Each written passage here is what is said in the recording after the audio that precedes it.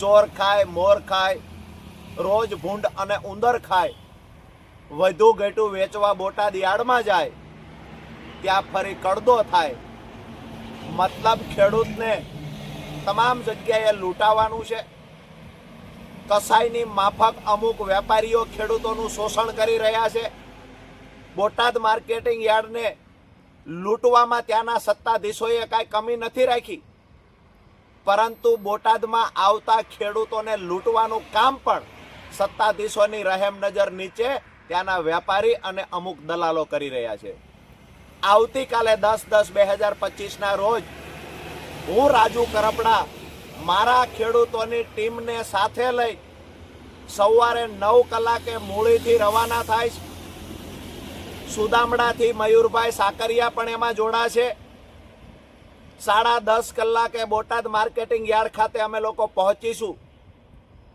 ગાંધી ચિંધ્યા માર્ગે બંધારણીય જે અધિકાર મળ્યો છે, અધિકારનો ઉપયોગ કરી અને જે ખેડૂતોનું શોષણ થાય છે કડદાના બહાના હેઠળ, એ શોષણ કાયમી ધોરણે બંધ થાય એના માટે રજૂઆત કરીશું. સાથે જ માર્કેટિંગ યાર્ડમાં જે ખેડૂતોની જણસ આવે છે એને 10-15 કિલોમીટર દૂર વેપારી પોતાની ખાનગી જગ્યા પર ખેડૂતને પોતાના ખર્ચે નાખવા મોકલે છે અને વેપારી ભાડું નથી ચૂકવતા. ત્યાં વેપારીને ખાનગી જગ્યા પર જ્યારે ખેડૂત જાય ત્યારે એને દબાવવામાં આવે છે, ત્યારે ક્વોલિટીના બહાના હેઠળ કડદો કરવામાં આવે. દલાલ અને ઇન્સ્પેક્ટર ક્યાંક ને ક્યાંક વેપારીની ફેવર કરે છે. જીનની જગ્યા પર ગયેલો એકલો ખેડૂત આ બધાની સામે અવાજ ઉઠાવી શકતો નથી.